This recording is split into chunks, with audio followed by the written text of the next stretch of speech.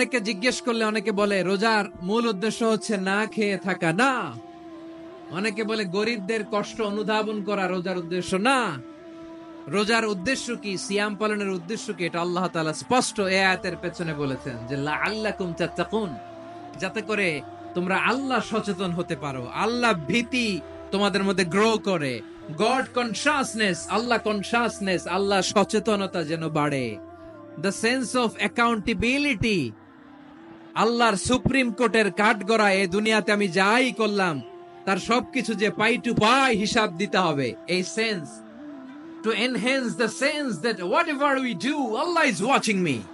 আপনি যাই করেন কেউ দেখে না, কিন্তু দেখে কে? শুরুতেই তো জিজ্ঞেস করেছিলাম যে কেউ যেটা দেখে না সেটা দেখেন কে, কেউ যেটা শোনে না সেটা শোনেন কে? এর নাম হচ্ছে লাআল্লাকুম তাত্তাকুন, যাতে করে তোমরা আল্লাহ সচেতন হতে পারো, আল্লাহ ভীরু হতে পারো। দুনিয়ার কেউ দেখে না, কিন্তু আল্লাহ দেখে। এটাই রোজার মূল শিক্ষা। আমার প্রিয় ভাইরা, আপনি লুকিয়ে লুকিয়ে ঘরের ভেতরে অন্যায় করেছেন, পাপ করেছেন, আপনার বাবা দেখে নাই, মা দেখে নাই, স্ত্রী দেখে নাই, কিন্তু দেখেছে কে? আল্লাহর চোখ ফাঁকি দেয়া যায়? আচ্ছা, বুঝে থাকলে বলেন তো, সিসি ক্যামেরার চোখ ফাঁকি দেয়া যায় কি যায় না? পুলিশের চোখ, র্যাবের চোখ, বিমানবন্দরে কাস্টমস অফিসারের চোখ, কিন্তু আমার আল্লাহর চোখ। এই সেন্সটা নিয়ে আসা নিজের মধ্যে, আমি what ever I do Allah is watching me, যাই করি আল্লাহ দেখে। লাআল্লাকুম তাত্তাকুন। রমাদানের রোজা, ইফতারি, সিয়াম, ইবাদত সব কিছুর মধ্য দিয়ে আপনাকে খেয়াল করতে হবে যে লাআল্লাকুম তাত্তাকুন এই স্ট্যান্ডার্ড এটা অ্যাচিভ হচ্ছে কিনা আমাদের, যাতে করে তোমরা মুত্তাকি হতে পারো, আল্লাহ ভীরু হতে পারো। তাকওয়া, এটা হচ্ছে the essence of Islam. What is তাকওয়া? তাকওয়া মানে কি?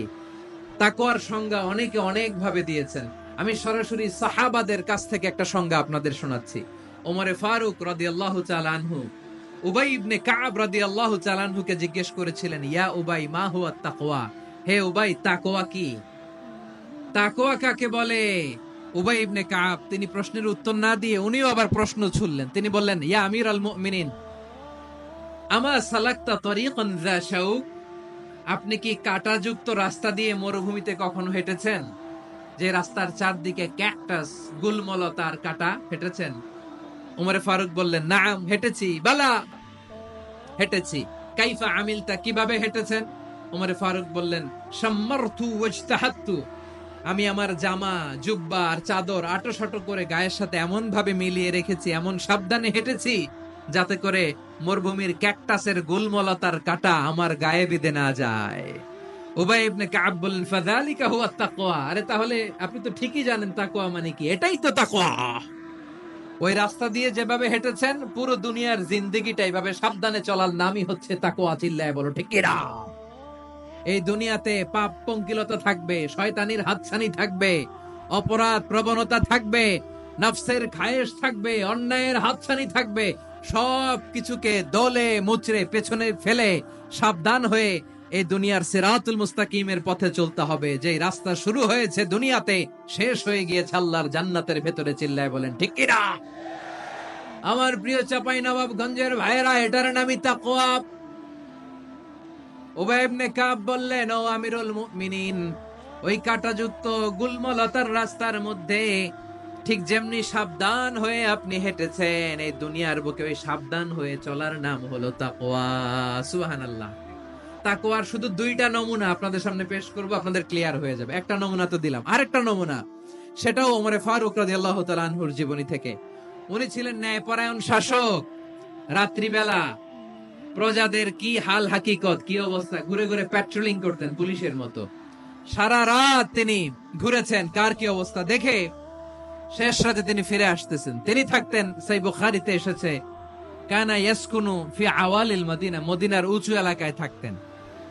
তো ফিরে আসার সময় উনি একটা প্রাচীর বেষ্টিত ঘরের পাশে দুইজন নারীর কথোপকথন শুনতে পেলেন। একজন বৃদ্ধা, একজন যুবতী। উনি কান লাগিয়ে শুনতে পাচ্ছেন। বৃদ্ধা মা, ওমর ফারুক কাউকে দেখতে পাচ্ছেন না, শুনতে পাচ্ছেন। বৃদ্ধা মা তার যুবতী মেয়েকে বলে, এই তাড়াতাড়ি ওটের দুধ দহন করে ওটের দুধের সাথে পানি মিশাও, তাইলে কালকে বাজারে মদিনায় বেশি দামে বিক্রি করা যাবে, লাভ হবে অনেক। বৃদ্ধা মহিলা এটা বললেন। যুবতী মেয়ে উত্তরে বলে, মা আপনি জানেন না আমিরুল মুমিনিন খলিফাতুল মুসলিমিন ওমরে ফারুক দুধে পানি মিশানোকে দণ্ডনীয় অপরাধ বলে ঘোষণা দিয়েছে, জানেন না? এবার বৃদ্ধা মহিলা বলে, আরে পাগলি, এই ভোর রাতে আমিরুল মুমিনিন ওমরে ফারুক আসবে কোত্থেকে? উনি আসবে কোত্থেকে? ওনার পাইক পেয়াদা সিকিউরিটি আসবে কোত্থেকে? কেউ দেখবে না। আরে কেউ দেখবে না, তাড়াতাড়ি দুধের সাথে পানি মেশাও। এই কথা যখন মা বলেছে, যুবতী মেয়েটা চমৎকার একটা উত্তর দিয়েছে। তিনি বলেছিলেন, ইয়া উম্মি, ও আমার মা, লাউলা রাআ উমর লা রাআ রব্বু উমর। ও আমার প্রিয়তমা মা, আপনি ঠিকই বলেছেন, গভীর রাতে ওটের দুধে পানি মিশালে ওমর দেখবে না, কিন্তু মা খেয়াল রাখবেন, ওমর যদি নাও দেখে, ওমরের রব কিন্তু দেখে। চিল্লায় বলেন ঠিক কিনা? দিস ইজ কল্ড তাকওয়া। এজন্য রব্বুল আলামিন বলেন, লা তুদরিকুহুল আবসার ওয়া হুয়া ইউদরিকুল আবসার ওয়া হুয়াল লাতীফুল খাবীর। তিনি এমন সত্তা, দুনিয়ার কোন চোখ তাকে দেখে না, কিন্তু দুনিয়ার সবগুলো চোখকে, সব মানুষের অ্যাক্টিভিটিস কে, আরশের উপর থেকে সবকিছু মুহূর্তে মুহূর্তে দেখতে পান কে? তাহলে তাকওয়া কারে বলে বুঝতে পারছেন? দুনিয়াতে সাবধানে চলার নাম তাকওয়া। কেউ দেখে না, কিন্তু আল্লাহ দেখে। এই সেন্স, এই জবাবদিহিতার ভয়, দ্য সেন্স অফ অ্যাকাউন্টেবিলিটি, এই সেন্স নিজের মধ্যে গ্রো করার নাম হচ্ছে তাকওয়া। আর এই সিয়াম পালন করার প্রাইম অবজেক্টিভ অফ সিয়াম হচ্ছে লাআল্লাকুম তাত্তাকুন। আওয়াজ করে বলেন, লাআল্লাকুম তাত্তাকুন। আমার প্রিয় ভাইয়েরা, এই আসন্ন রমাদান, এটা এমন এক বরকতের মাস, যে মাসে আমরা নিজেদের নাফসের উপর নিয়ন্ত্রণ প্রতিষ্ঠা করি। সারা বছর নাফস আমাদেরকে নিয়ন্ত্রণ করে, আর রমাদানে আমরা নাফসকে নিয়ন্ত্রণ করি। কথা বুঝতেছেন? সারা বছর নাফস আমাদেরকে নিয়ন্ত্রণ করে। এই যে এখন আমার খেতে মনে চাইলে যে খেজুর রাখ, আমি খেজুর খেতে পারবো, নাটস আছে, বাদাম খাইতে পারি। খাইতে মন চাইলে পানি, আমার রুহুটা চায়, আমার নাফসটা খেতে চায়, আমি খেতে পারি, পান করতে পারি। বিবাহিতরা দিনের বেলায় স্ত্রীর সাথে মেলামেশা করতে চাইলে করতে পারে, কিন্তু রমাদানে দিনের বেলা খেতে মনে চায়, কিন্তু আমরা খাই। আমার প্রবৃত্তি খেতে চায়, কিন্তু প্রবৃত্তির কথা আমরা শুনি। তৃষ্ণায় গলা ফেটে যায়, গলার ছাতি ফেটে যায়, কিন্তু এক ঢোক পানি কি আমরা গিলি? বিবাহিতরা দিনের বেলা স্ত্রীর সাথে কি মেলামেশায় যায়? না। তার মানে সারা বছর নফস আমাদেরকে নিয়ন্ত্রণ করে, আর রমাদানে নফসের উপর আমরা নিয়ন্ত্রণ প্রতিষ্ঠা করি। নফসের লাগাম আমরা রমাদানে টেনে ধরে। চিল্লায় বলেন ঠিক কি না?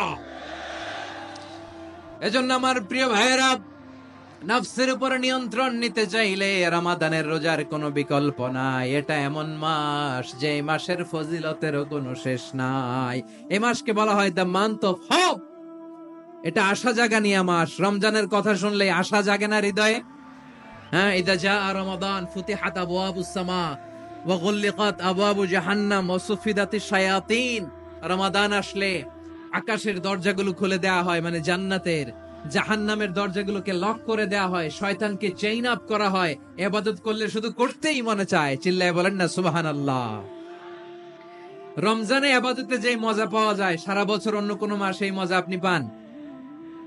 আমার চাঁপাইনবাবগঞ্জের ভাইরা আওয়াজ করে বলেন না, রমজানে ইবাদতে যেই মজা অন্য মাসে এটা পান?